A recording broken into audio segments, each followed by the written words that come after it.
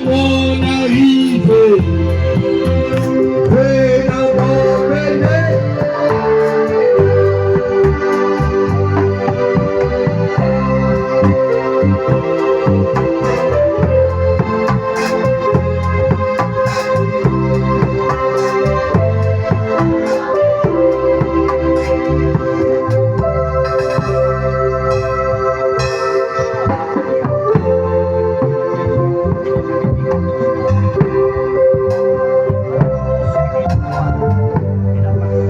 Le Seigneur vous bénisse richement. Je vous salue dans le nom du Seigneur Jésus-Christ. Amen, amen. Il est vivant. Il est vivant. Non, non, c'est faible. Il est vivant. Il est ressuscité. Il est vivant. Il est ressuscité. Qui? Jésus. Qui? Jésus. Est-ce qu'on peut se lever pour acclamer le Seigneur Jésus?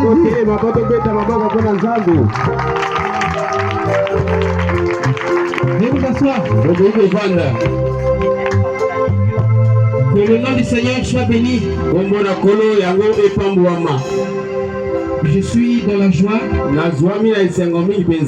de me tenir encore une fois de plus ce soir parmi les saints. Amen. Et cela ne veut pas dire que je suis plus que les autres. Dieu a voulu que ça se fasse ainsi. Et je remercie également les hommes de Dieu qui ont répondu à l'invitation. Est-ce qu'on peut acclamer pour les serviteurs de Dieu? Que le Seigneur les bénisse richement.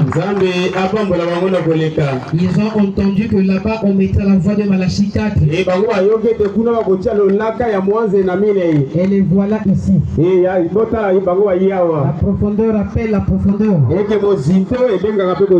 y a une profondeur ici. Et il y a une autre profondeur qui les a appelés. Que le Seigneur les bénisse richement. Alors je vous prie de vous lever. Prenons nos Bibles. Comme on a dit, on a déjà démarré le taxi. Et là, on va maintenant s'envoler. Apocalypse chapitre 10. Apocalypse 10, verset 7.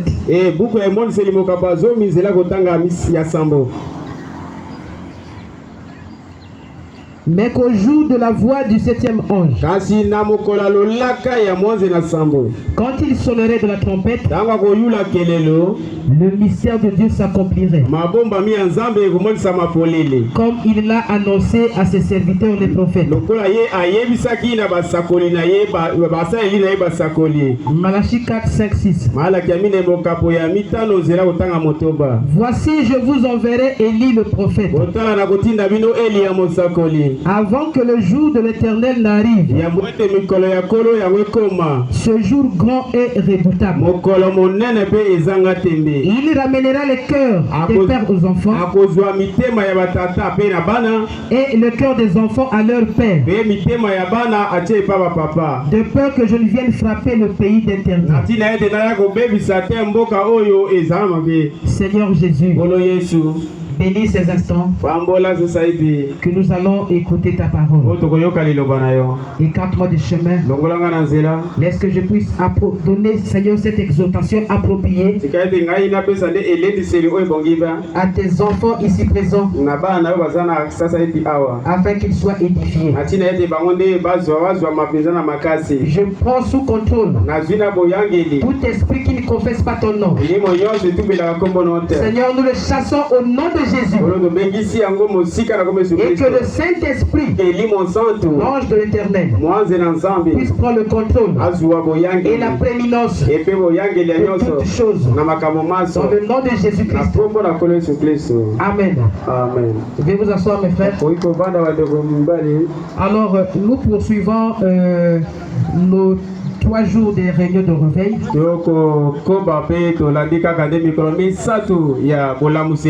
Et aujourd'hui c'est le 3e jour. Et après ici nous allons clôturer. Mais je crois que par la grâce de Dieu, nous allons comprendre le ce pourquoi nous sommes rassemblés ce soir. Alors, on n'a pas assez de temps. Nous allons rapidement rentrer dans les Écritures. Certainement que ça ne sera pas peut-être sensationnel. Mais nous voulons apporter la chose juste. Afin que le peuple de Dieu saisisse. Alors,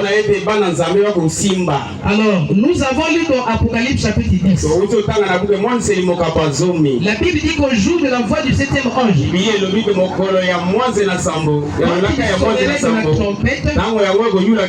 le mystère de Dieu s'accomplirait. Apocalypse dit c'est une promesse qui s'accomplit à notre temps. Il est dit mais qu'au jour de la voix du 7e ange, il y a les jours de la voix et il y a le jour du 7e ange. Le 7e ange est venu. Il a porté le message et il est parti. Et la voix est restée. Et c'est cela qui s'accomplit à notre jour. Il n'est pas dit au jour du 7e ange, mais au jour de la voix du 7e ange. Le 7e ange, c'est le messager prophète du temps de l'âge de l'Odyssée. Amen. Alors, repartons un peu en arrière. Nous allons parler de Jean-Baptiste dans Malachie chapitre 3. Ou on peut rapidement prendre Ésaïe chapitre 40. Ésaïe chapitre 40. Verset 3. Lisons au nom du Seigneur Jésus. Une voix crie: préparez au désert le chemin de l'Éternel. Aplanissez les lieux arides. Une route pour notre Dieu. Que toute vallée soit exaucée. Que toute montagne et toute colline soient abaissées. Que les couteaux se change en plaine et défilé et toi en vallon. Donc ici c'est une prophétie qui parle de la voix qui crie dans le désert. Et si nous venons dans le livre de Malachie chapitre 3 à partir du verset 1, je crois que je vais le lire. Je vais un peu beaucoup lire afin de donner cette bonne compréhension. Malachie chapitre 3 verset 1. Voici j'enverrai mon messager. Il préparera le chemin devant moi. Et soudain entrera dans son temple le Seigneur que vous cherchez et le messager de l'alliance que vous désirez. Voici il vient.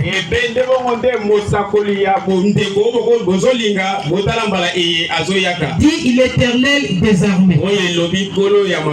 Alors ici Malachie 3 nous dit que ce messager il va préparer le chemin du Seigneur. Malachie chapitre 3. Alors il y a une différence qui existe entre Malachie 3 et Malachie 4. Amen. Est-ce que vous êtes là? Ça vient à pied. Prenons Jean chapitre 1. Je n'ai que 30 minutes. Alors on va faire l'essentiel par la grâce de Dieu. Jean chapitre 1, à partir du verset 19. Nous prenons d'abord les caractéristiques de Jean-Baptiste. Verset 19. Voici le témoignage de Jean. Lorsque les Juifs envoyaient de Jérusalem des sacrificateurs et des Lévites pour lui demander, toi qui es-tu? Parce que eux aussi ils attendaient l'arrivée d'un prophète. Et quand Jean-Baptiste est venu, ils se sont approchés auprès de Jean-Baptiste pour lui demander, qui es-tu?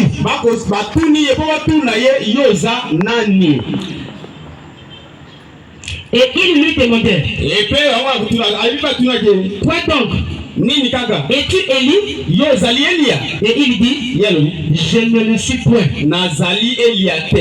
Es-tu le prophète? Et il répondit, non.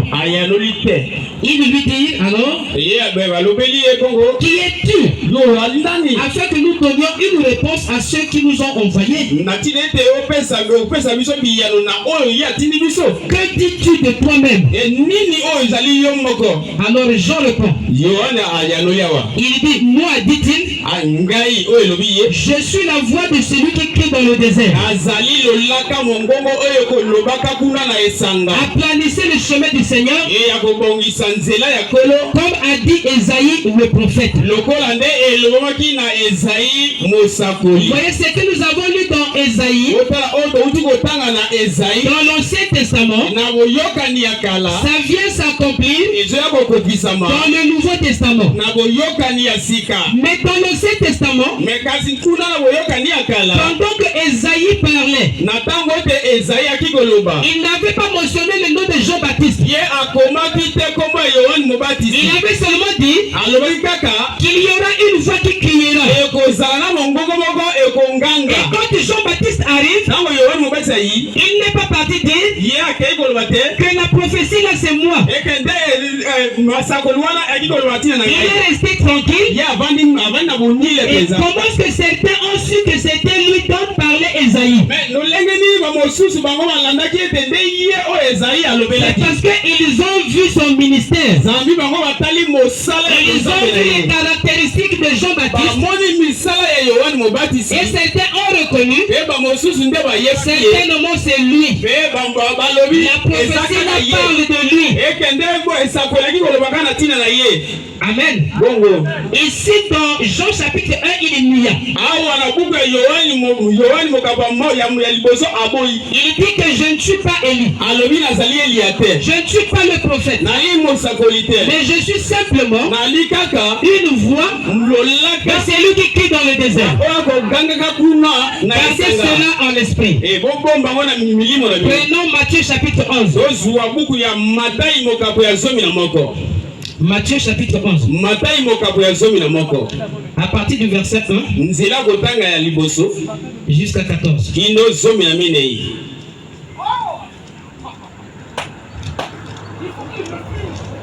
Je suis là à la page.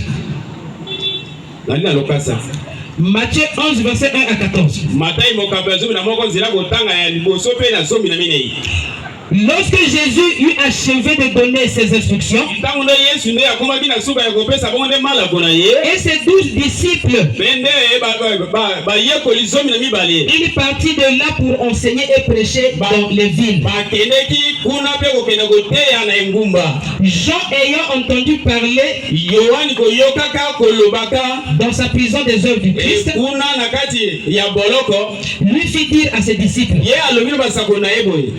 es-tu celui qui doit venir? Es-tu celui qui doit venir? Ou devons-nous en attendre un autre?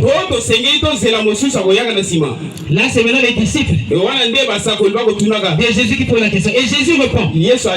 Jésus lui répondit. Le vent, oui, il dit, allez, rapportez à Jean ce que vous avez entendu et ce que vous voyez. Les aveugles voient, les boiteux marchent, les lépreux sont purifiés, les sourds entendent, les morts ressuscitent, et la bonne nouvelle est annoncée aux pauvres. Je suis au verset 7. Comme ils s'en allaient, Jésus s'est mis à dire à la foule au sujet de Jean, qu'êtes-vous allé voir au désert? Un roseau agité par le vent? Mais qu'êtes-vous allé voir? Un homme vêtu d'habits précieux? Voici ceux qui portent des habits précieux sont dans des maisons des rois. Qu'êtes-vous allé donc voir? Un prophète? Oui. Vous dis-je, et plus qu'un prophète. Car c'est celui dont il est écrit, voici j'envoie mon messager devant ta face pour préparer ton chemin devant toi. Pour préparer ton chemin devant toi. Verset 11. Je vous le dis en vérité, parmi ceux qui sont nés de femmes, ils n'en ont pas paru plus grand que Jean-Baptiste. Cependant, le plus petit dans le royaume des cieux est plus grand que lui. Amen. Est-ce que vous saisissez la lecture? Nous finissons au 14. Car tous les prophètes et les lois ont prophétisé jusqu'à Jean. Et si vous voulez le comprendre, c'est lui qui est l'élu qui devait venir. Amen. Que celui qui a des oreilles pour entendre, entendre. Ici c'est Jésus qui donne maintenant la réponse. Il donne la réponse aux disciples de Jean. Quand ils sont venus lui demander qui es-tu, il dit asseyez-vous et observez. Et allez dire à Jean ce que vous avez vu. Et le reste commence à causer avec ses disciples. Et Jésus dit à ses disciples, c'est lui, Élie, qui devait venir. Jean-Baptiste lui-même, quand on répond à la question, il dit je ne suis pas Élie. Amen. Maintenant prenons Matthieu 17. Matthieu chapitre 17. Verset 11. Les disciples lui firent cette question. Ils ont posé la question à Jésus.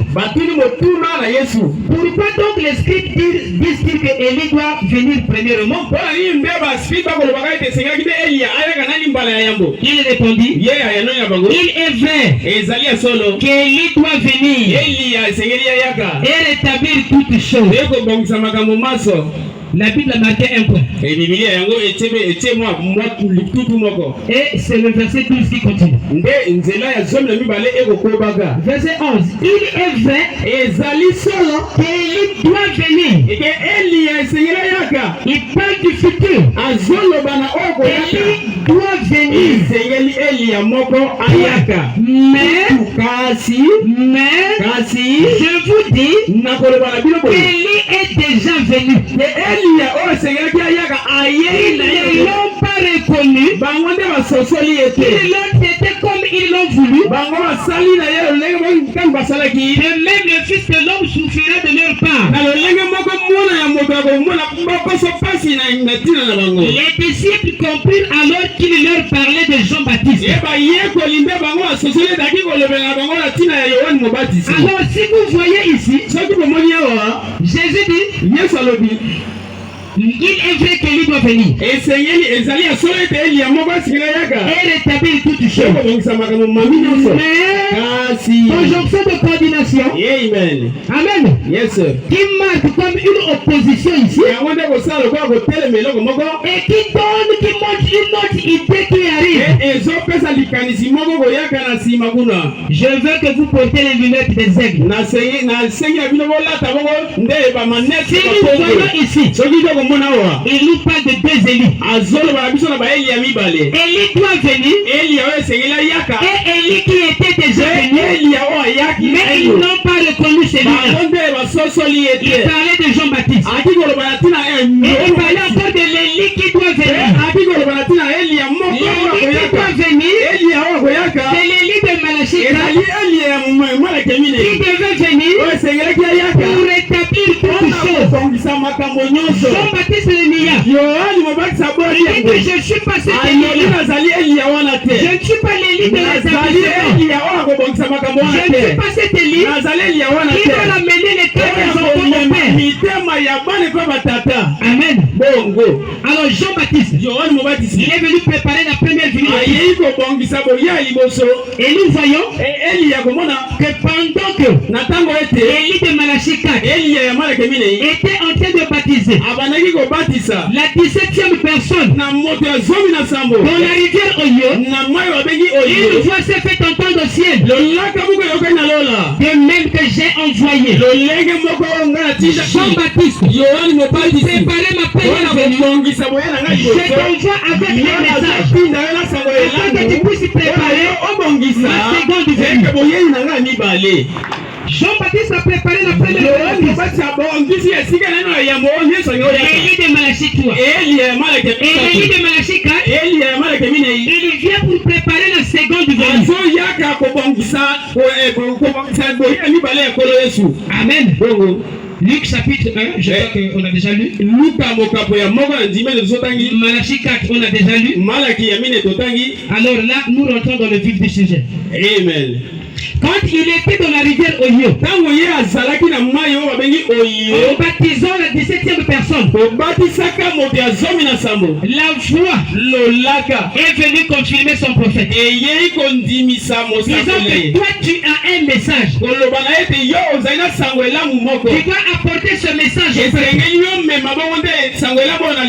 Tu apportes cela au peuple afin qu'il puisse écouter. Amen. Alors, attendez que je vais lire quelque chose ici. Ça sera bénéfique pour tout le monde.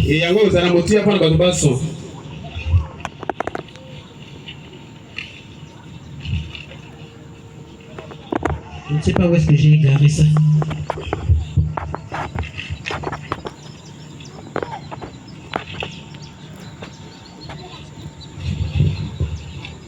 Ok, ça va. Alors, qui est Malachie 4? Malachie 4, c'est un prophète que Dieu nous envoyait en ce temps de la fin. Pour attester ce message. Afin que le peuple ne soit pas dans les pertements. Si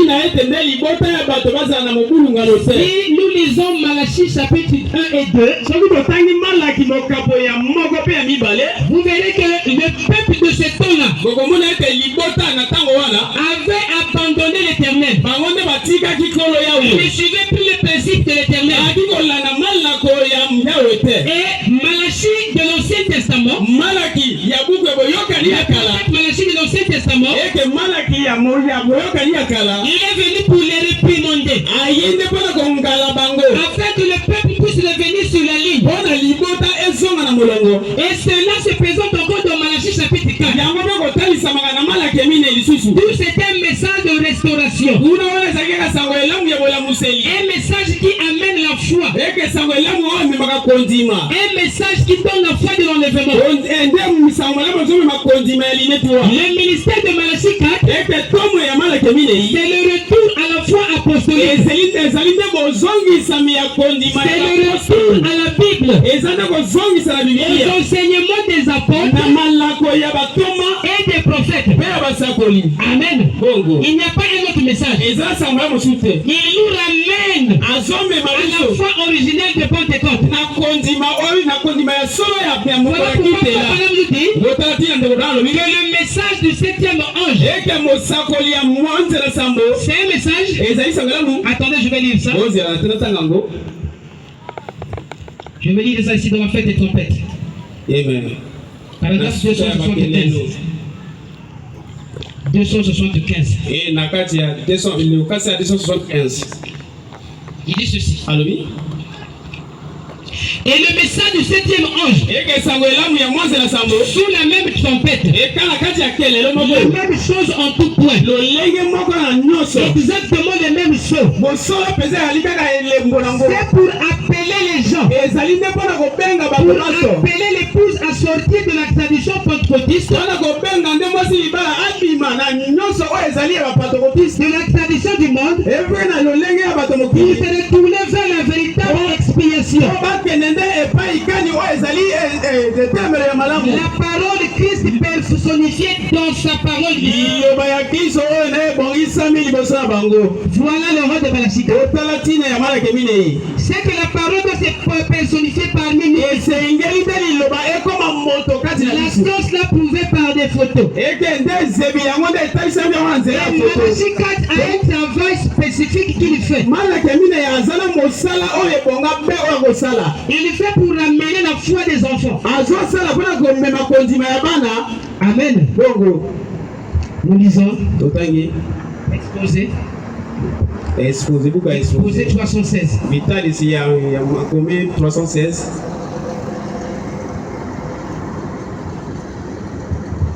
Je prends 319. Oh! Ce messager prophète de Malachie 4 dit d'Apocalypse 10 va faire deux choses. Premièrement, selon Malachie 4, il ramènera les cœurs des enfants au Père. Et deuxièmement, il révélera les mystères de cette tonnerre d'Apocalypse 10.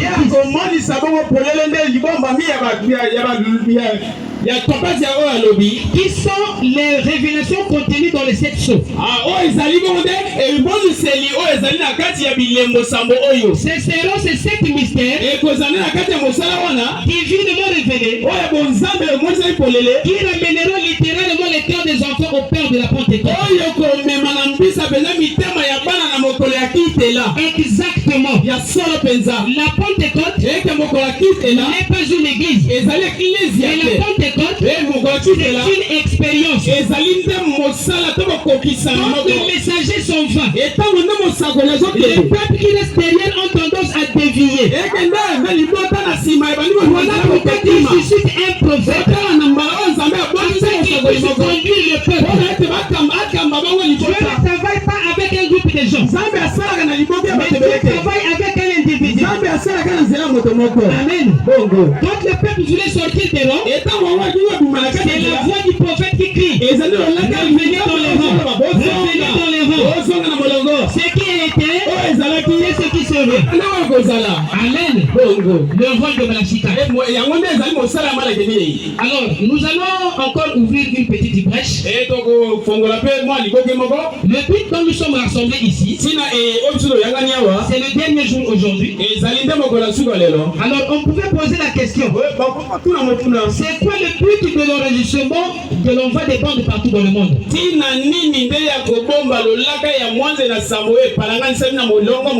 C'est quel système? Les gens s'asseyent et ils écoutent la cassette et la radio. Est-ce que c'est une doctrine? Est-ce que c'est des systèmes de gens? Amen.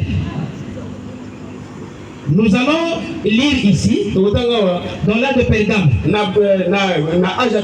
Je vous avais dit que ça ne sera pas sensationnel. Parce que nous sommes à l'évangélisation. Mais nous allons atteindre le but dans lequel nous sommes rassemblés. Âge de Pergame, paragraphe 60. Paragraphe 135. C'est pourquoi je me tiens ici ce soir. Au lieu d'être quelque part ailleurs, à l'estrade, essayant de prêcher et prier pour les malades, je ne saurais contrôler tout le monde à des estrades et répéter maintes fois ce message.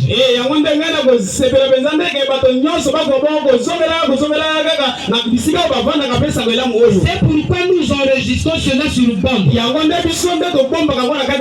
Et nous l'envoyons dans le monde pour que les gens puissent être avertis et qu'ils reviennent à la foi. Amen. Même à la fin de l'âge chrétien, juste avant que le livre de l'Apocalypse soit écrit, qu'on croit être le frère de Jean, Jésus a dit, je désire que vous combattiez par la foi ce qui a été transmis une fois pour toutes.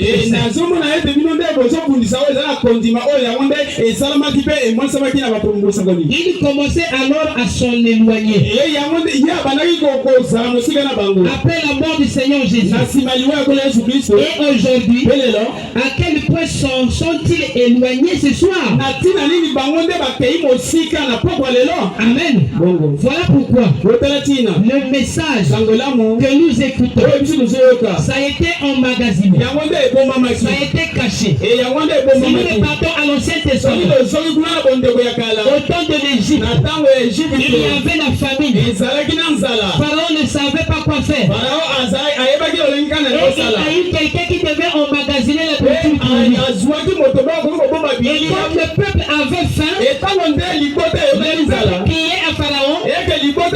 Pharaon leur disait, allez vers Joseph. Allez prendre la nourriture vers Joseph. Parce que Joseph avait emmagasiné la nourriture. Amen. Et aujourd'hui, nous avons aussi la nourriture spirituelle emmagasinée. Car toutes les tables sont remplies de vomissures. Il y a le catastrophe partout. Il y a la famine partout. Il y a la disette partout. Et les chrétiens sont devenus comme errants. Qu'est-ce qu'ils peuvent manger de pur? Parce que la parole de Dieu devient rare. Écoutez, la plus grande bataille jamais livrée. Je crois que nous sommes rassemblés ici. Que cela ne vous achoppe pas. S'il y a celui qui est venu pour la première fois et qu'il m'entend dire que frère Branham a dit, ne t'inquiète pas. Je pouvais aussi dire, Moïse a dit, Élie a dit, Paul a dit. Ce sont des serviteurs de Dieu. Amen. Paragraphe 325. Alors, c'est ce que je dis ce matin. Il s'agit d'emmagasiner la nourriture. D'emmagasiner de la nourriture pour que vous ayez de quoi manger. Pour que vous ayez de quoi festoyer. Allez la chercher sur vos bandes. Amen. Voilà ce qui nous rassemble ici. Ici, ce n'est pas l'effort d'un pasteur. Mais c'est l'effort de tous les pasteurs. C'est l'effort de tous les fidèles. On a réfléchi. On dit non. Il n'y a que nous-mêmes qui écoutons ça dans notre tabernacle. Sortons un peu dehors. Faisons l'écho de cette voix. Amen. Et si nous sommes venus ici, cela ne veut pas dire que les saints hommes, les honorables pasteurs, ne doivent pas prêcher. Nous sommes ici la voix de Dieu. La voix de Dieu présente la parole pure. Si je me tiens ici, j'ai été mandaté par la voix de Dieu Parce que la voix de Dieu, depuis les États-Unis, à Jeffersonville, il nous envoie cette brochure. On partage ça gratuitement. C'est un centre missionnaire. La voix de Dieu n'est pas une église. Mais c'est un centre missionnaire qui a pour but véhiculer le message du prophète à toute la création. Et ça ne s'arrête pas rien que par les brochures. Avant que nous puissions avoir les brochures, on a d'abord les bandes. La voix du prophète qui avait été en magasin. Allez le chercher sur vos bandes. Asseyez-vous à la fraîche. Dans la chambre. Peut-être qu'après que je serai parti longtemps, je vous souviendrai encore de ces choses. Que c'est vrai. Asseyez-vous dans votre chambre et écoutez. C'est la nourriture dans le magasin. Je ne sais pas combien le voyage, mais lui il le sait. Vous voyez? Il dit qu'un jour je partirai, mais ces bandes resteront. Amen. Voulez-vous qu'on continue? Ça me reste quelques minutes. Je surveille mon temps. On va donner le papier ici. Prenons encore une autre brochure. Reconnaître votre jour et son message. Je prends le paragraphe 108. Là, c'est le but que nous sommes venus ici. Paragraphe 108. La dénomination d'église aujourd'hui. S'ils pouvaient seulement reconnaître pourquoi ils sont condamnés, et leurs membres sont fuis loin d'eux. Quand Israël a fui de l'Égypte, si les dénominations arrêtaient seulement de condamner les bandes et les écoutaient, et vous, prédicateurs, moi je suis prédicateur, et vous, prédicateurs, qui êtes à l'écoute de cette bande, écoutez bien. Si seulement vous reconnaissez l'heure où vous vivez, si seulement vous reconnaissez le signe du temps, vous verrez pourquoi les gens fuient ces dénominations. L'Esprit du Seigneur qui appelle, il peut venir à moi, a dit Jésus, si mon Père me l'a-t-il, et tout ce que le Père m'a dans le passé donné, viendront. Amen. Là je vais m'envoler vite. Compte à rebours. Paragraphe 8. Il dit ceci.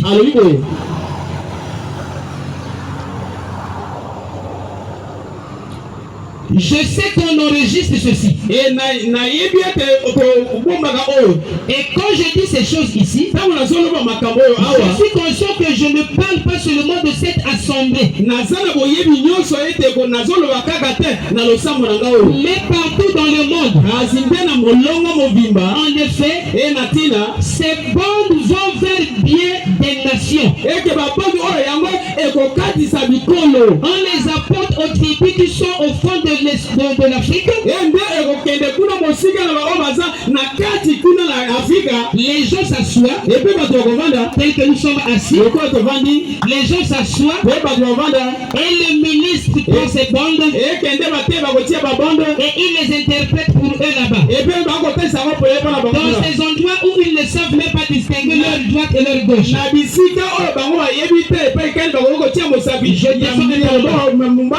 Le message que vous écoutez ici, on le fait passer dans ces endroits-là grâce à des centaines de missionnaires qui apportent ces bandes. Et les font jouer à ces endroits-là. En les interprétant pour les gens. Alors vous voyez, quand j'arriverai au jour du jugement, ce qui se reposera sur mon épaule. Amen. On continue. Les joies du temps de la fin. Paragraphe 67.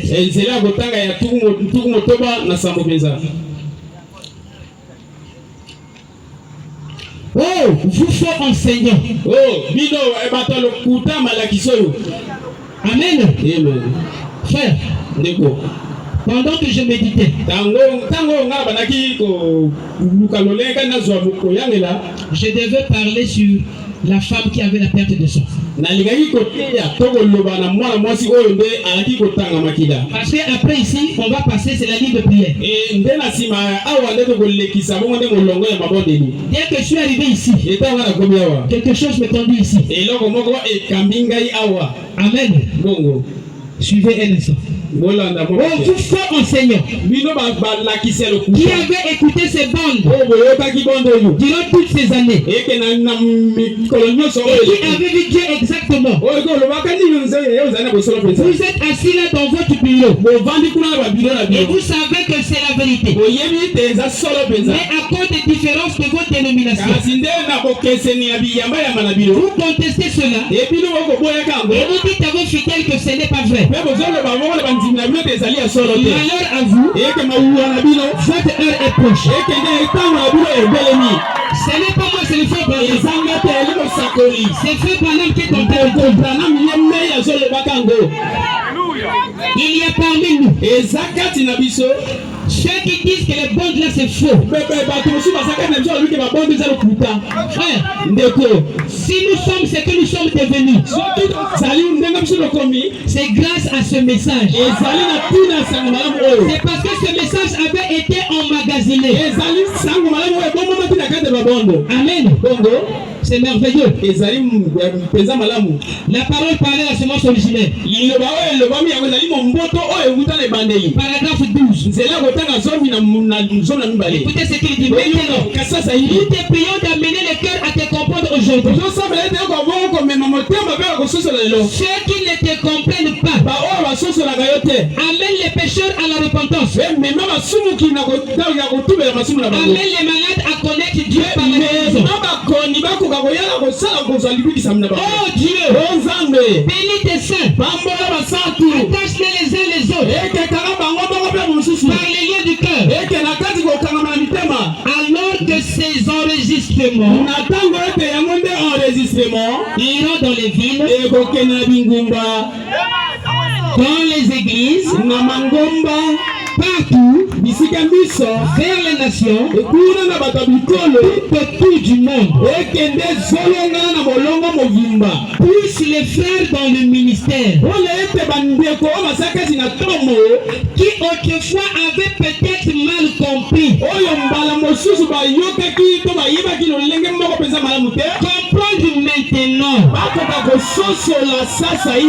afin que ton église puisse être préparée. L'église de Jésus-Christ, qu'elle soit préparée, il faudra apporter le message du prophète. Sans cela, il n'y a pas de préparation. Faut que je donne des précisions. Il a été dit à Jean, écrit à l'ange de l'église d'Éphèse. Parce que Dieu tenait dans sa main les 7 étoiles. Et les 7 étoiles typifiaient les 7 messagers. Au cours des 7 âges de l'église, écrit à l'ange de l'église de l'Odyssée. C'était un message confié à ce prophète. Écrit à l'ange de l'église de Smyrne. Écrit à l'ange de l'église de Philadelphie. Jusqu'à l'Odyssée. Pour que le peuple peuple de Dieu, ils ont la foi de l'enlèvement, il faudra Malachi 4. Il faudra le message de Malachi 4. C'est lui qui l'a dit dans Malachi 4. Il va ramener les pères des enfants au père. En d'autres termes, ça veut dire il va ramener la foi des enfants au père. Parce que la foi a été déstabilisée par des doctrines que les humains avaient inventées. Alors pour être enlevé, il faudrait que tu puisses croire une parole pure.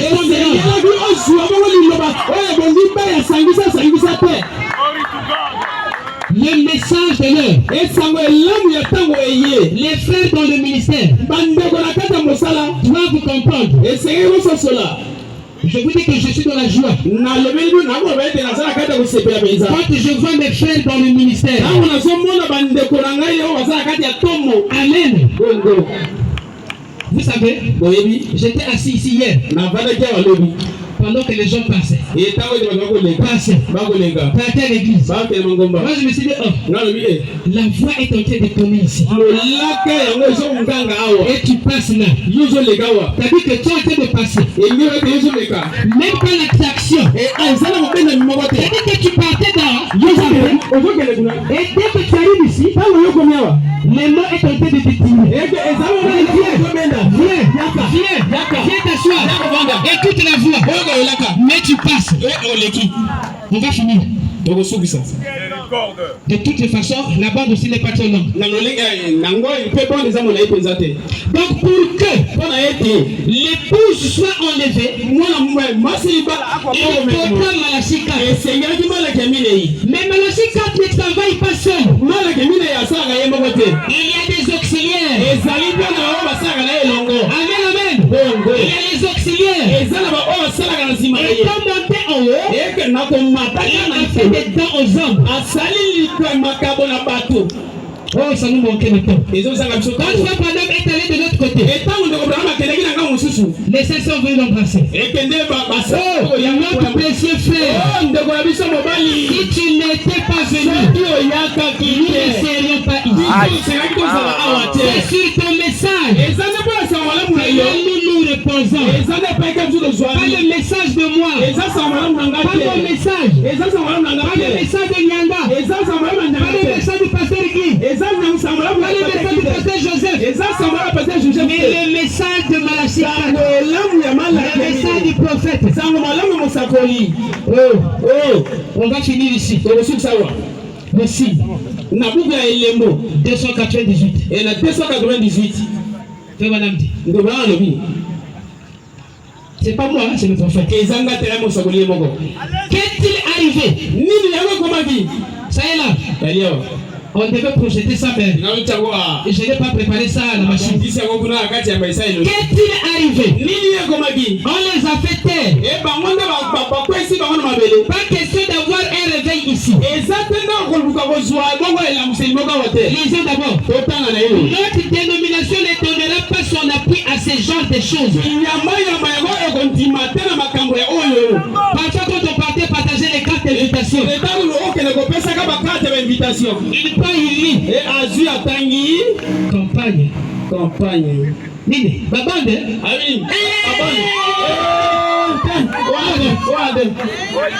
Non, écoutez. Parfois, c'est pas de notre faute. Nous devons dire la vérité aussi. C'est la façon de présenter la chose. Amen. Moi, je crois qu'aucun croyant du message ne peut refuser d'écouter les bandes. Non. Aucun pasteur ici ne peut refuser d'écouter les bandes. Mais ce que parmi nous, ceux qui présentent les choses mal, voilà ce qui achoppe. Donc vous devez redresser notre façon de faire. Il y avait un enfant, frère Branham m'explique. Dans leur maison, maman est partie. Elle est restée. Et son petit chat avait la fraîcheur. Qu'est-ce que l'enfant a fait? L'enfant s'est dit, Awa Kokufa. Ici va mourir. Il prend le chat et il va le mettre dans un four. Monter volume de moto. Et le chat était à l'intérieur du four. Lui, il a tombé. Après, il dit, Awa déjà a dû ma moto. Dès qu'il ouvre, Niaou a Koufa qui a dit Kaki. Le chat est mort. Vous voyez ses intentions. C'était de bonnes intentions, mais il a mal agi. Le ministère de Paul n'est pas une doctrine. Mais c'est un ministère de Dieu. Qu'est-il arrivé? Qu'est-il arrivé? On les a fait taire. Parce que d'avoir une réunion de réveil ici. Pas son appui à ce genre de choses. Nous ne permettons pas que ce genre de bêtises au milieu de nous. Je vous interdis tous d'aller à cette réunion. Voilà,